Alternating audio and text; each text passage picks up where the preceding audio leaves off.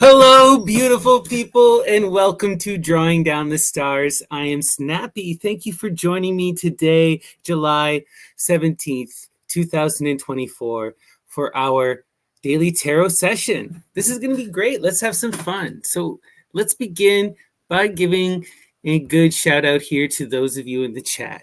Hello, Lisa. Good to see you. Much love, Exit 101. Much love to you, Exit 101. Kari, great to see you. Much love, Kari. Graham, good to see you. Ruby and Jeremy, great to see you. Nikosmas, good evening. Good evening, Christy. Good evening, Gandhi. All right. Good evening, Dorian. It's great to see you. Much love, Mother Rhea. So much. All right. Nikki, good to see you. Art Emission, great to see you. Roving Fungus, fun. We were sharing music today on the Myth and Lore Discord. You have great taste in dub. Love it so much. Today is a really good day. It's going to be so much fun. And I want to begin because, we also have a couple more people coming in here. Hi to Stoic. Shout out to Steve McQueen. Good to see you. And Kari's back. Good to see you, Kari. But yeah, today has been just a beautiful day. We've moved away from that Moon and Scorpio energy where our wounds are so exposed, right? Where we're so ultra sensitive. And we're moving into this Moon and Sagittarius energy where it's that fun, outgoing, wanting to move energy. Now is the time when we are in our idealistic mode, when we want to reach for the stars, shine bright, be in those really deep kind of fun-loving moments, right? Now's the time to get out and party. I love Sagittarius. It's great energy. It's fun-loving energy. It's easygoing energy. And it's energy that can really bring movement and transformation when it's in the mood. So take advantage. Have some fun. All right. So when I was drawing the cards yesterday, well, first off, I should tell you guys, all right, I moved out to the woods. Things have gotten a little wild in the real world. So I moved out to the woods. And the woods are beautiful, but the woods also bring with them allergies. And I'm a very, very sensitive thing. So I was just, I don't know, something hit me and I had a serious allergy attack and I was just a bucket of mucus. It was not pleasant. But I'm happy to say that, antihistamines and lots of sleep have healed me and have put me back in flow. So everything's great. I mean, it probably didn't help that I was out in the woods the other day. So, how it goes. So, all right. That's why I was sick, but I'm feeling much better today. But we're still going with a similar energy. I'm still feeling that same kind of vibe this time. And it's that energy of that lust card, right? That strength card.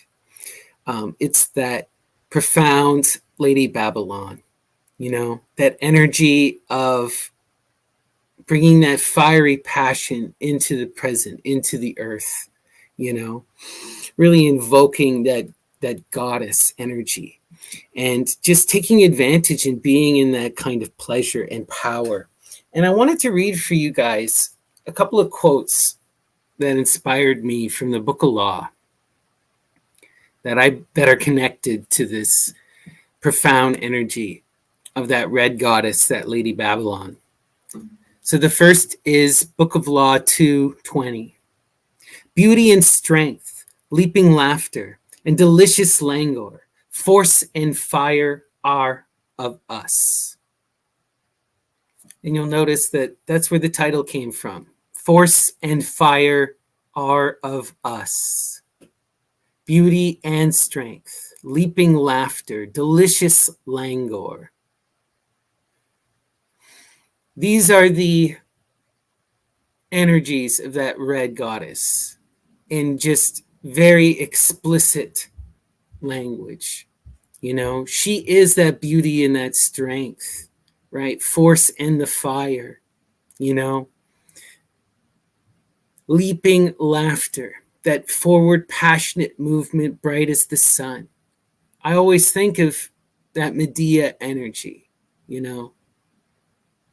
Medea in Euripides is wild and intense, and that is the force of that goddess. And then the second passage I wanted to read is Book of Law 2:22. It says, I am the snake that giveth knowledge and delight and bright glory, and stir the hearts of men with drunkenness. To worship me, take wine and strange drugs, whereof I will tell my prophet and be drunk thereof. They shall not harm ye at all. It is a lie, this folly against self. The exposure of innocence is a lie. Be strong, O man. Lust, enjoy all things of sense and rapture. Fear not that any God shall deny thee for this.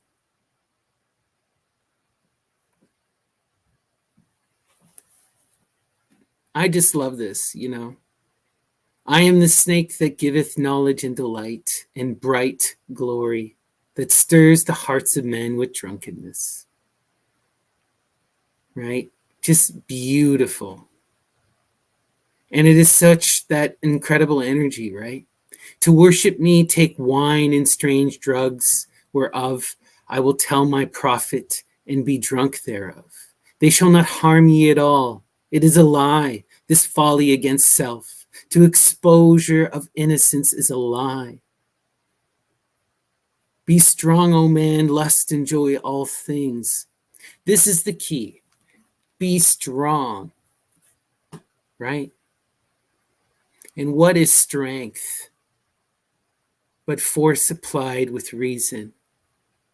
The key to engaging with these things is to know thyself, right? Life is to be enjoyed and to be explored. The body is a vehicle that you must know, and you must explore these pleasures that are your gift for being alive, right? But you got to temper all things with that passion of strength and reasoned balance, dote and antidote. But to deny oneself beauty is foolish, right? The key is always, always to be careful. Just be careful, and don't abuse things. But gosh, right? The point of life is to embrace the rapture. Enjoy all things of sense and rapture. Fear not that any God should deny thee for this. Right? There's nothing to fear here. It's all about just enjoying life, right? I love that so much. And that's the energy of this moon too, right? The Sagittarius. Take advantage of these moments. Enjoy life. Be in that idealistic mode. Really engage the self, right? Okay, we're going to now hop over to our sortes. So for those of you who don't know, the sortes is a form of divination that comes to us from the Greco-Roman tradition. It's a form of bibliomancy that is divination through literature. And in this tradition, we invoke the spirits of the muses, the goddesses of inspiration. We ask them to guide our hand and to inspire us. Today, I'm going to start with this book. This is a fun book. I got it for a few bucks at my local thrift shop.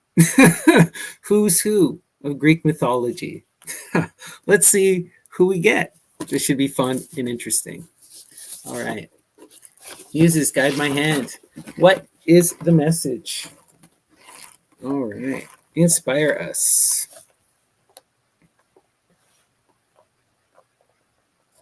Oh, this is just beautiful. Juturna, Roman goddess of rivers and springs, daughter of Danus and Vanilia, sister of Turnus, mother of Fontus by Jantus. Jupiter seduced her, but in compensation deified her. Her festival date is the 11th of January. Why this is so beautiful to me, personally at least.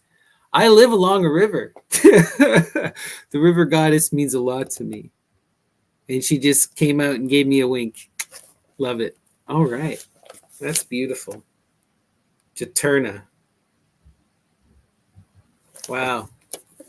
Kind of reminds me of Saturna. Interesting. Okay. We are now going to go to my big stack of books here. Isn't this lovely? Narcissus and Goldman. This is a fun book. Herman Hesse. Really amazing author. All right. Muses, guide my hand. What is the message from Herman Hesse? Perhaps you are right. I am not a good person. Although I meant well with you, forgive me. Only now have I understood you. Wow. This is painful energy, but such true energy. Perhaps you are right. I am not a good person. Although I meant well with you, forgive me. Only now have I understood with you. Too often we understand the selfishness of our actions after we've caused the hurt of those we profess to love, right? But the reality is, if we truly loved them, you wouldn't have hurt them now, would you? But forgiveness is also profound, and to ask for forgiveness. Oof. And to admit, that's the other thing, to admit that you were wrong, right? To admit another one is right is to admit that maybe you were wrong. There is some self-deprecation. I am not a good person, although I meant well with you. But it is at least an acknowledgement that their actions may not have been right. It's deep energy to think on. And think on this in your own life, right? Do you want to wait until after and need to ask for forgiveness? Is that what it takes for you to understand? Right? Understanding does come with experience.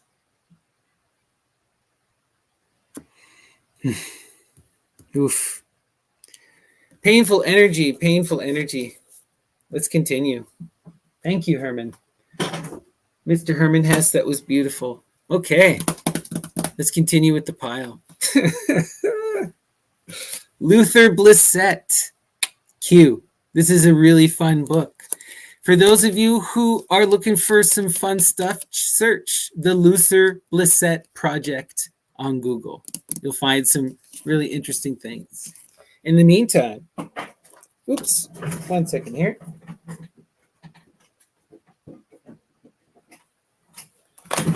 In the meantime, we are going to do the sortes with Q. All right. We walk down the narrow little street that runs along the stretch of the estuary.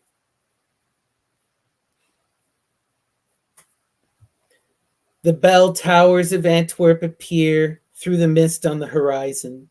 The gulls inspect the water from above. A stork watches us motionlessly from its nest on the flagpole of an abandoned wreck. Wow. We walk down the narrow little street that runs along the stretch of the estuary. The bell towers of Antwerp appear through the mist on the horizon. The gulls inspect the water from above. A stork watches us motionlessly from its nest on the flagpole of an abandoned wreck. We have that profound river goddess yet again. That flow, that Rhea. Here she comes once more. This time in this beautiful scene of this city of Antwerp and the river and the walk along her. Beautiful. And then the birds, right? What are the birds in a lot of the ancient literature? The birds are usually either nymphs. Sometimes, if they're doves, they are the priestesses of Aphrodite.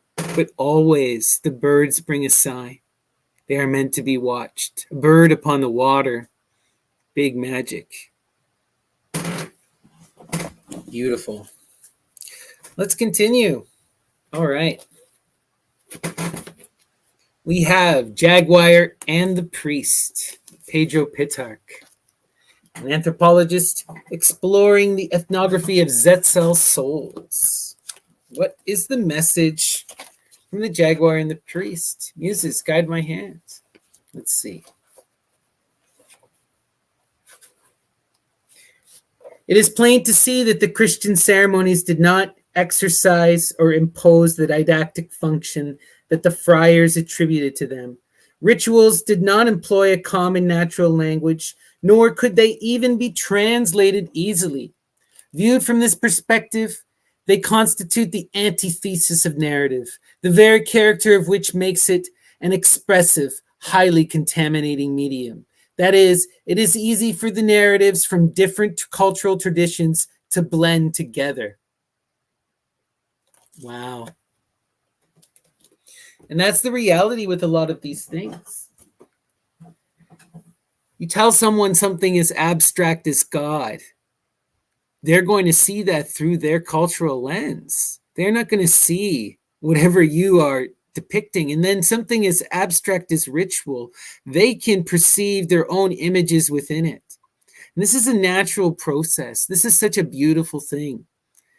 And it is why you can still find the mystery hidden within many of these different religious traditions, ancient rites that have been preserved from that primordial ether of humanity. Our shared cultural perspective still lies in the depths of these stories, right? Because they keep coming out. They can't be washed over. They're too deep, you know?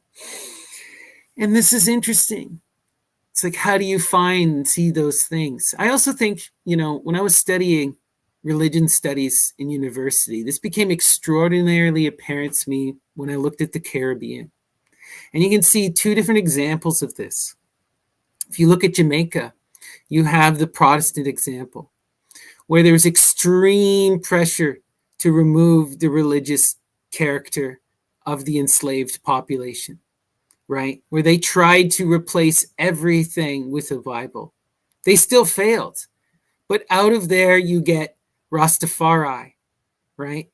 Which is distinctly Jamaican and African, but also has a deeply Protestant and Christian character. It looks to the Bible. It looks to biblical narratives, but it reinterprets the plight of the Israelites through the eyes of the enslaved, right? It's beautiful.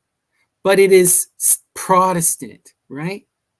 And then it's interesting. If you look at it on the other side, what happened in Haiti, you see an absolute blending. You see exactly what Pedro Pitarch was talking about.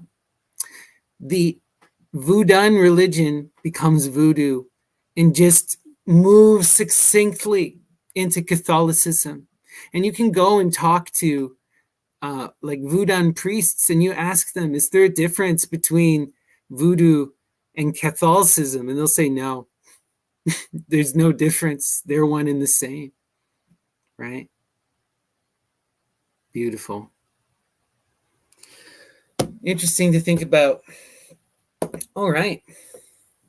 We're now going to go to The Shape of My Will. This is by my dear friend Graham. Incredible book of poetry. Let's see what the muse has in store. All right, muses, guide my hand. What is the message from The Shape of My Will?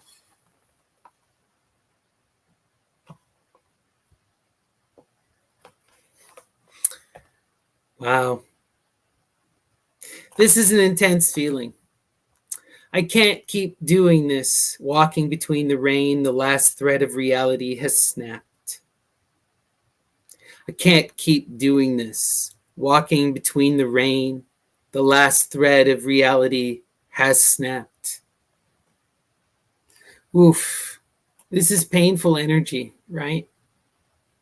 But you can and you will and you must. Life goes on. Life pushes ever forward. And in spite of the absurdity, we must learn to move and flow and adapt and change. And we do what we need to do to protect ourselves and to protect those close to us. You know, and this is always the message of that goddess, that flow, that Rhea, right? You move like the river. You learn to ride with the waves. You know, you do what is necessary to survive. You know, those of you who are in desperate times, you know, you do what is needed. The only command is adapt. And you take care of yourself and your loved ones. And I send love to everyone. I know this has been an intense time for some of us. It's always an intense time everywhere all at once. You know? And we need to just remember life is intense. Life is suffering. Life is absurd. And when it hits you with these moments of realization of that absurdity, of that suffering, of your insignificance and inability to do anything, all you can do and what you must do is just laugh. Just laugh. Crack a smile, laugh. Turn on some music. Try to dance. Grab your loved one and give them a hug. Oof. Let's continue. We're going to go to the Parvati Darpana by Harshavi Dahasia. All right. Muses, guide my hand. What is the message from the Parvati Darpana? For both cherish the majesty and the grandeur of Advaita, where oneness reigns and unity prevails. But yet beautiful indeed is Dvaita, self-respectful and mindful of its unique existence. Wow. Advaita is oneness, absolute unity. Dvaita is absolute duality, individualism. And what this is telling you, for both, cherish the majesty and grandeur of Advaita, where oneness reigns and unity prevails. But yet beautiful indeed is Advaita, self-respectful and mindful of its unique existence. Both are beautiful, and both must be seen, for both are true. Beautiful, beautiful, beautiful. Okay. We're going to go to The Independent People by Lackness, Icelandic fiction. Really worth reading this book. Social realism at its finest. All right. What is the message from An Independent People?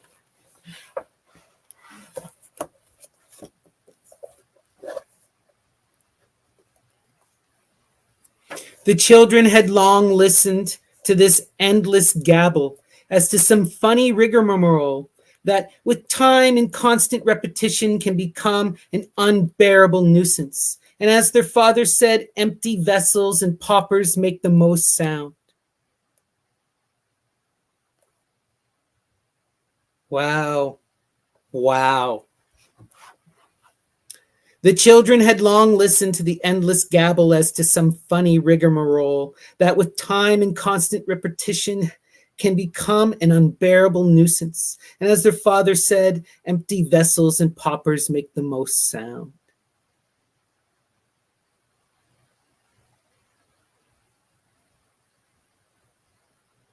It was like a new case of nerves on the croft, a new kind of psalm. Though without any claim on their respect, one could pull a face at her on Sundays. The children had been conditioned from birth to the absolute authority of the father. Oof. What this is about is The anger and resentment of the father, the yelling and the complaints, the constant bickering. It becomes absorbed by the children, intuned by the children. The children, even though at first it's just nonsense, then it is nuisance, then it is word of the authority, the father. And we can see this same thing happening in all aspects of our lives. And we need to recognize that many of us are still showing up as youth, impressionable. It's unfortunate, but it is true. And you need to look at the ways that authority scares people. And then you can see why they manifest someone who tells them exactly what they want to hear and says they'll give them a utopia, a dream of a past that never existed. Oof.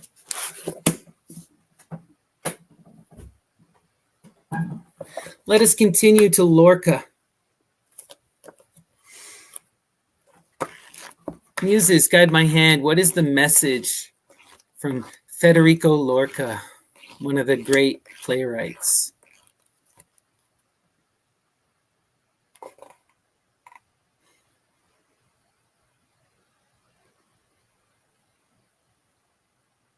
I won't let you say another word, not one more word. You and your people imagine you're the only ones who look out for honor. And you don't realize my people have never had anything to conceal.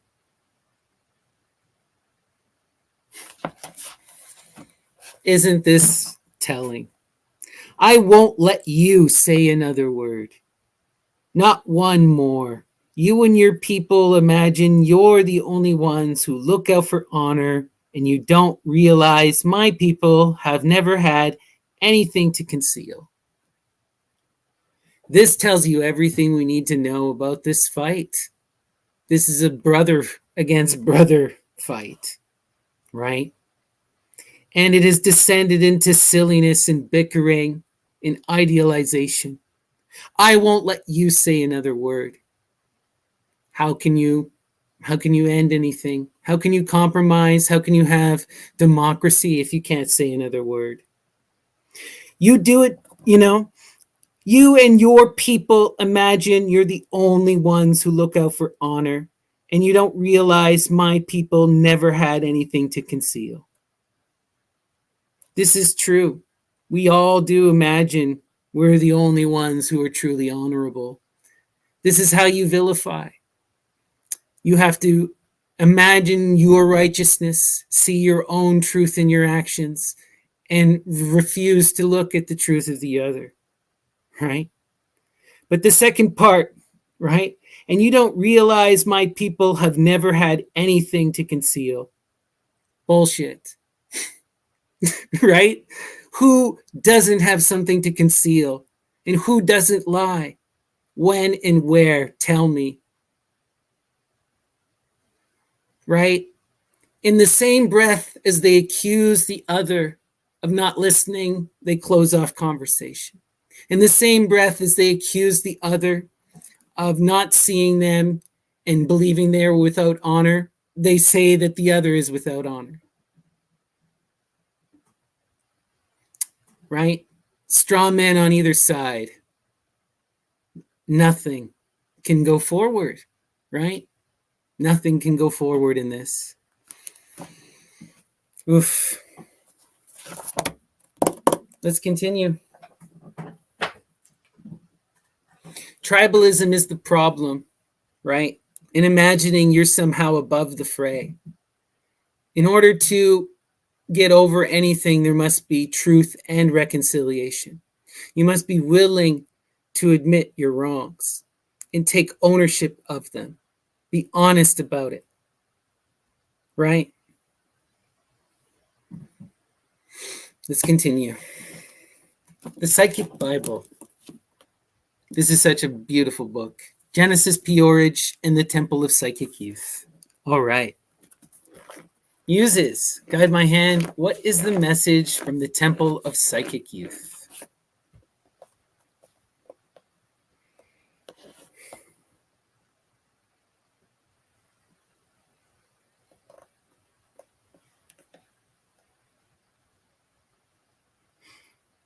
All right.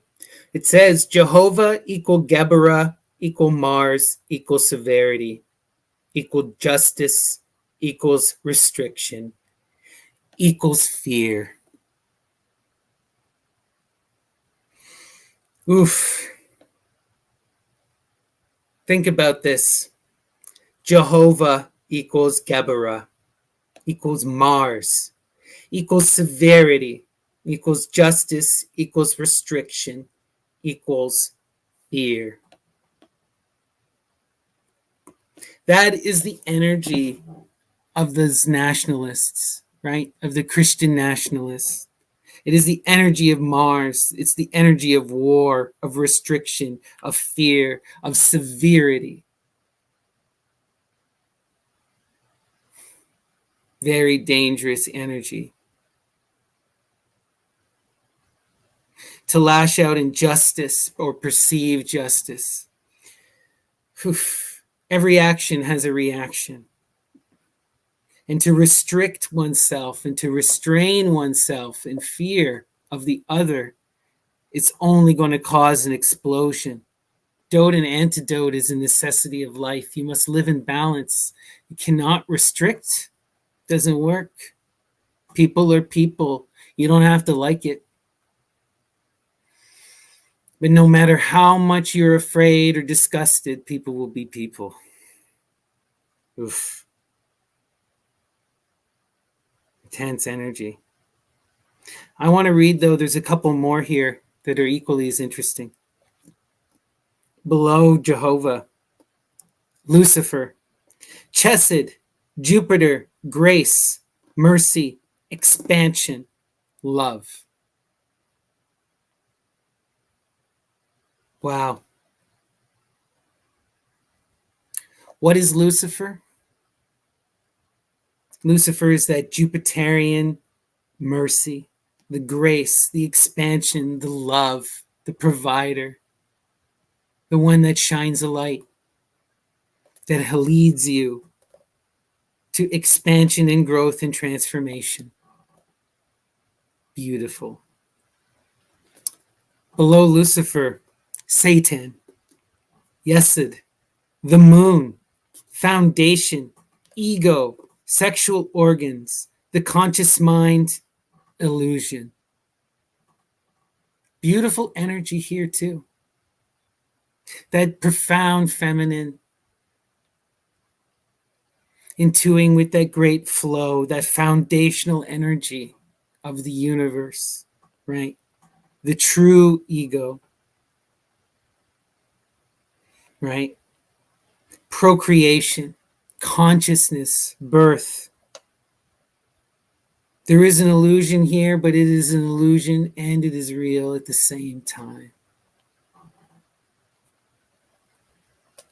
And then the last one here, Christ, Tippereth, the sun, beauty, self, heart, inner, teacher. Wow. Beautiful energy here, right? The true son, the child to come, right? The Christos, the Soteria, right? The original Savior was that divine virgin, the Diana. That was the first Christos. There are many teachers and there's much beauty, right? And it is in that sun. Okay, let us continue. That was awesome. Thank you, Temple of Psychic Youth. Okay. We're going to go to Edgar Allan Poe. Okay. Muses, guide my hand. What is the message from the great, the master, Edgar Allan Poe?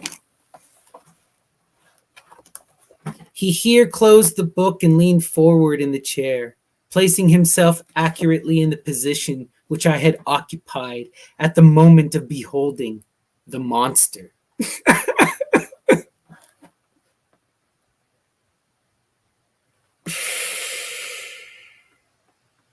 Wow. He here closed the book and leaned forward in the chair, placing himself accurately in the position which I had occupied at the moment of beholding the monster. Am I beholding the monster? Is the monster me all along? Interesting energy to think on. But I think the message is deeper than this. I think the message is that it is the books that invoke the monster, right? It's the spirit of literature. It is going to the eidolon, the divine image, that will bring you these different beings, whether monstrous or heavenly. Depends on what you read. We know where Poe's going, to the monstrous.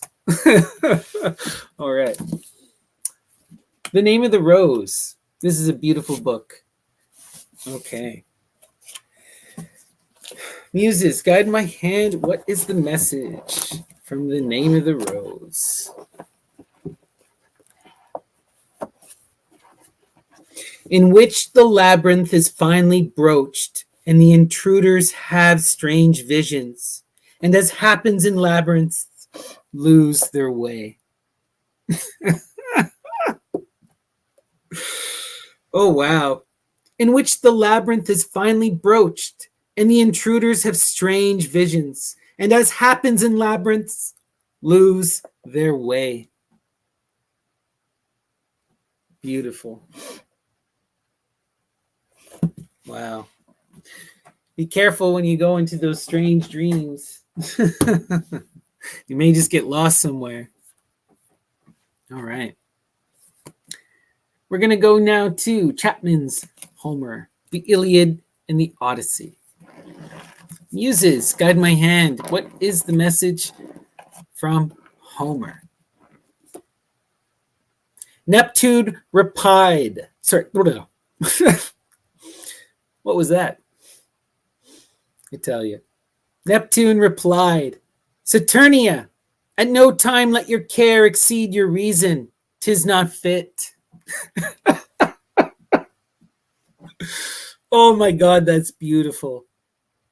Neptune replied, Saturnia, at no time let your care exceed your reason. 'Tis not fit.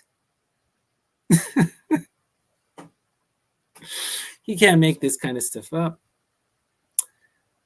All hail that great mother in Rhea, the divine flow, Saturnia herself. But Saturnia, you got to go with reason. Flow with reason. Flow with reason.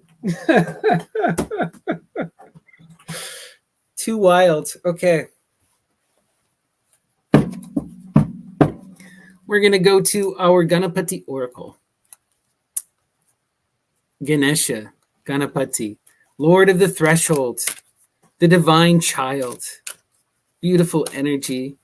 Guide us, inspire us. What is the message today?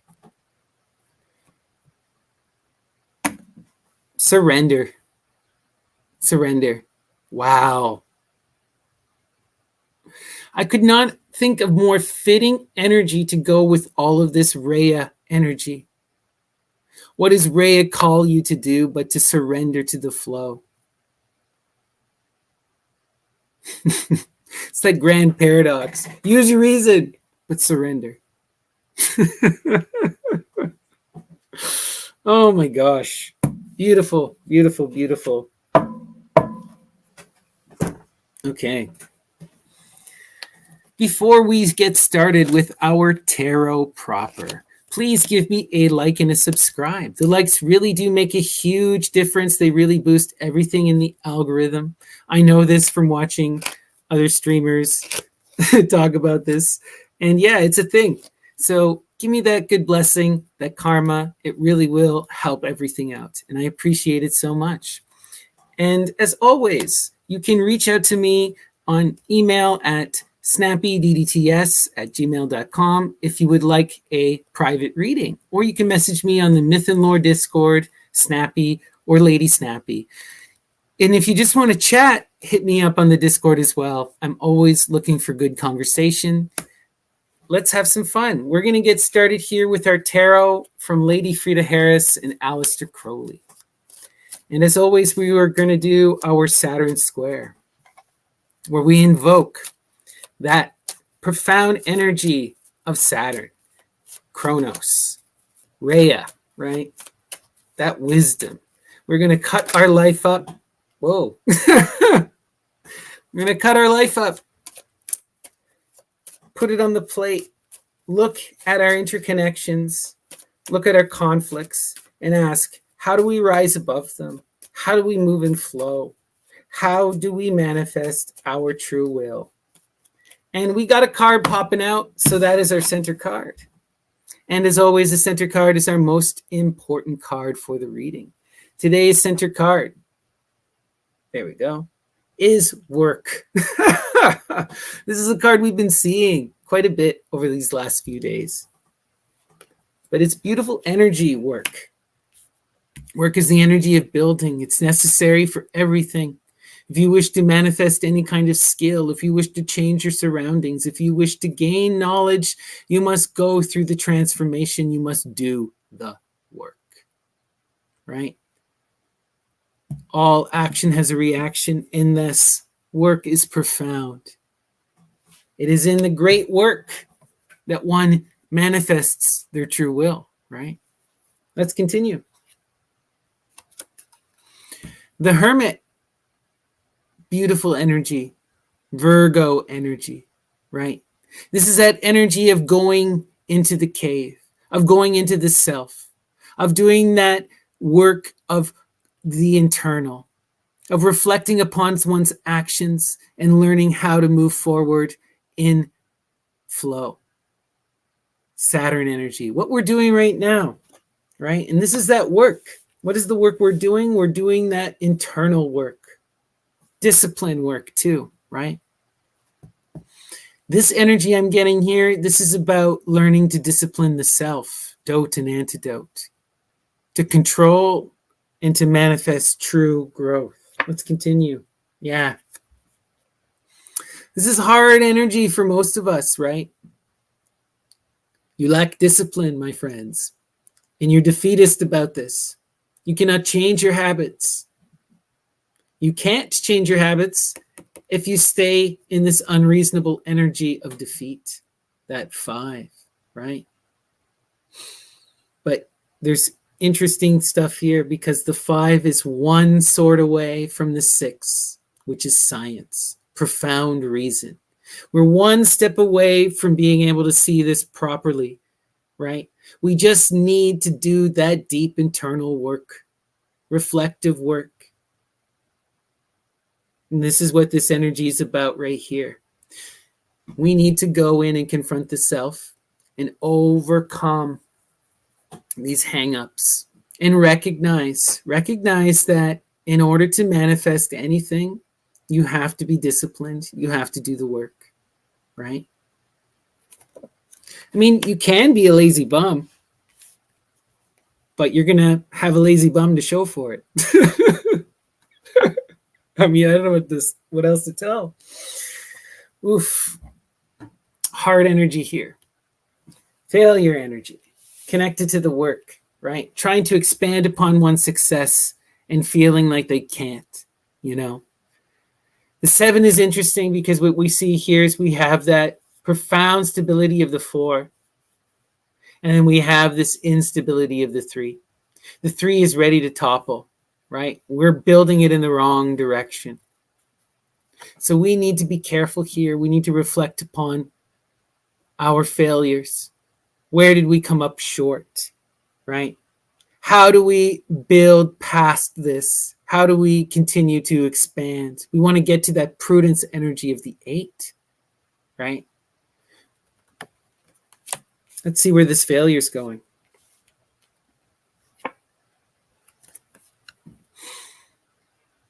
That beautiful energy of the magician, Hermes, the true reason himself, showing up. Beautiful, right? That is that profound energy of asserting one's will and engaging with this failure. So this is us trying to overcome this. How do we continue to grow? How do we overcome the setbacks, right? How do we face the failure? And it's oftentimes these could be past failures, right? The ghosts of our past.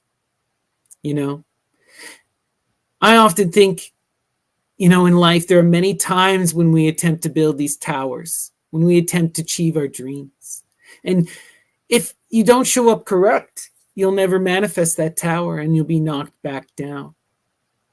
And then you try again to manifest that dream. And maybe you come up not correct and you get knocked back down. These are difficult energy to overcome, right? The past, failures, ghosts, right? Energy to overcome this is your will. You must believe it. You can do it, right? It sounds cliched, but it's cliched for a reason. Often that which is the cheesiest is the best. It's just how it is. And what is this about? Beautiful energy here. This is about willing ourselves to become that Queen of Swords. We saw this energy the other day, that Queen of Swords. We had her in our center. Well, we're showing up as the Princess of Swords right now. We're trying to achieve that beautiful energy of that mother teacher, right? The Queen of Swords is that energy of the one who can give and dispense knowledge to anyone who asks, right?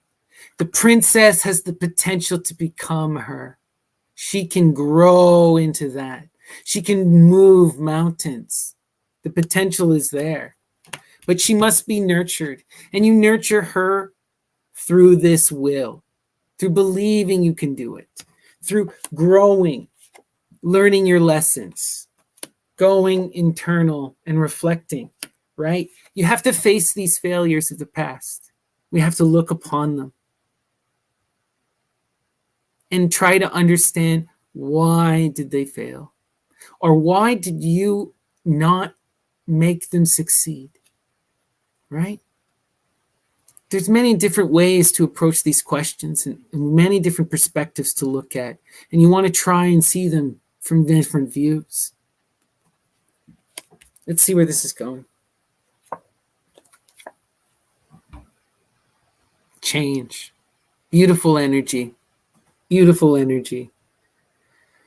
What we're seeing here is we are changing that pattern. Those failures of the past, those attempts to build that tower where we did fail, we are not going to make those mistakes again. We are taking a different approach. We are trying something new, right? And we are doing that through hard work,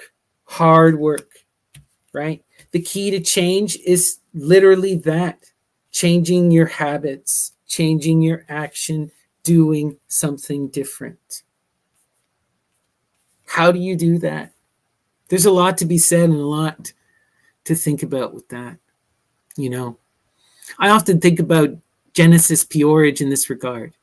They often talked about the cut up and invoking the random as a way to bring transformation and change, to force yourself to do something new.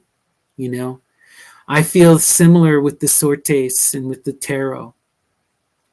Taking a risk, taking a leap, putting your fate into something else. It's a profound trust, but it takes your will out of the picture.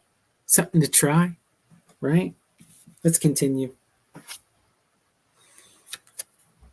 Interference. What's preventing the changes needed to adapt and overcome failure? Mental interference, right? Believing you can't succeed. Also, bad habits, bad patterns repeating themselves. staying in bad habits, interfering, not allowing yourself to change, staying in your mode of comfort, right? Change is painful, right? This is the mind interfering to stay in comfort. And wasn't there ever a clearer message here? What does this change require? Requires self-sacrifice and action, right? The hanged man. The hanged man is that deep, deep energy of doing what is necessary to gain the knowledge, right? Always think of Odin with this card. What does Odin do? They hang themselves upon the tree in order to gain the knowledge of life and death. They cut out their eye in order to receive the divine magic, right? They go through the transformation. They commit the sacrifice, right? They cut away what fails them and they are reborn anew.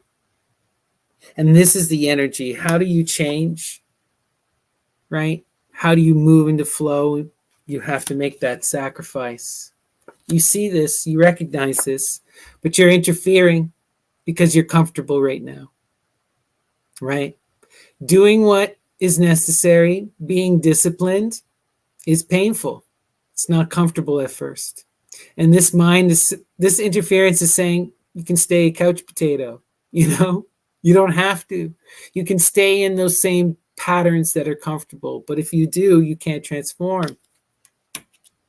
You can't go through this process of gaining that profound knowledge, of flowing with that change. And if you do not adapt, if you do not move and flow, you will be destroyed.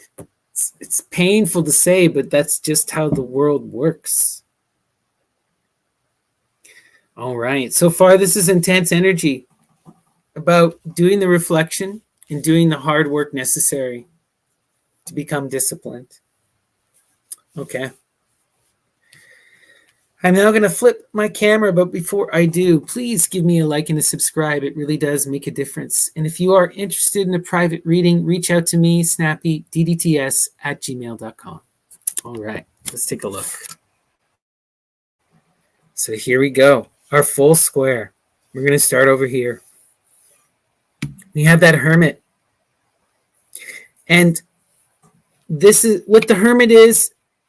The hermit and the magician are all about overcoming this mental interference. How do you overcome this mental interference? How do you get over these setbacks that are preventing you from taking the changes necessary to overcome your current situation? You have to do the hard work of transformation and of enacting your will. This dual energy here. So what you need to do is first go into the cave, reflect upon the self, really envision what you need to do to transform, and then enact that will. If you do these together, you can overcome that mental interference. This is still going to be here and it's going to be present, but you must fight against it. You have the will to do so. You know, you have this profound energy here of Hermes, and you have this profound energy of Demeter, right? Utilize this to your advantage to push you through these dark times, to shine a light into your inner soul, to find that true love deep within, and to make the changes necessary, to enact your will upon the world and overcome this interference that's holding you back, right? Beautiful. When we come here, we see the pain of failures past, right? Attempts to build a tower that never succeeded, right? And all of the hard work that was manifested to do it. And that's painful energy. It's hard to deal with. But we understand that there's a way to do this differently, that we can do the hard work of changing, of adapting, of pursuing the goal of building the tower from a different perspective, right? With all of past failures you can learn. This makes me think of the sortes we had from earlier, right? Sometimes you have to go through the failures in order to understand what you need to do to succeed. And to change, you have to do what's different. You cannot do what you did in the past, right? Ride the wave, learn to adapt, be in this hard work, do what is necessary to make the changes. Beautiful, beautiful, beautiful. You can overcome failure if you change. Let's see here. Yeah. This princess, right? She's in this defeatist energy. She doesn't believe she can make the sacrifices necessary to grow, right? She doesn't believe that she can become that queen of swords. She's showing up here in this defeatist mindset, right? It's hard energy, but if she goes through this transformation, if she makes the sacrifice, she will be reborn a queen, right? And it is through the work that it is done. Oof, tense energy. Let's look at our cross. We'll start here, right? How do you go through the process of transformation? You must will it, right? You must do the work. All of this is interconnected, right? The magician is the key to these things, but it comes in the sequential order. First, you must look internal, engage with the self, figure out what this interference is truly about. Do the hard work of confronting that interference and that defeatist mindset. Then you move to this powerful energy of the magician and you start to manifest your will, what you know you need to do to change. And you do the hard work of doing that. And that hard work will lead you to commit the sacrifices necessary to rise to the occasion. Beautiful. Yeah. And when we look here at our last cross, that princess must do the work to overcome the mental interference. Do the work to become disciplined, to become that queen. Beautiful. All right. I hope that resonated with everyone. I hope you all enjoyed that reading. Resonated for me. For our final sword taste tonight, let's go back to the Psychic Bible, Genesis Peorage. Really feeling it today. Okay. Muses, guide my hand. What is the message from Genesis in the Psychic Temple of Psychic Youth?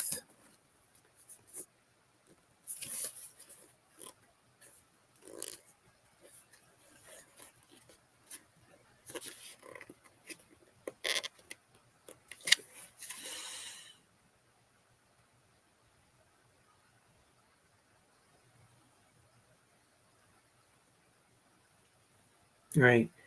Despite his reputation as a sword amalgam of Peter Pan and Captain Hook, Genesis turned out to be a good deal more complex and charming, even gentle, than his image had prepared me for. Oh, wow. Peter Pan and Captain Hook.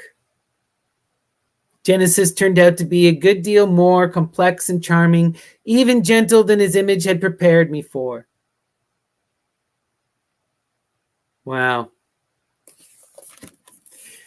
Peter Pan, this is something that's been coming up a lot lately for me in my private life, and it's definitely magical text.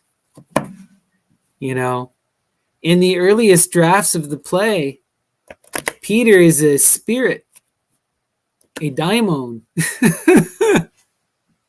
I'll just say that. You know, sometimes you see these characters that truly embody the image of the magician card. You know, people like Genesis, people like Dr. Amon. These people are truly interesting. All right. My only thing with those kind of people to remind everyone is to use your sense of reason.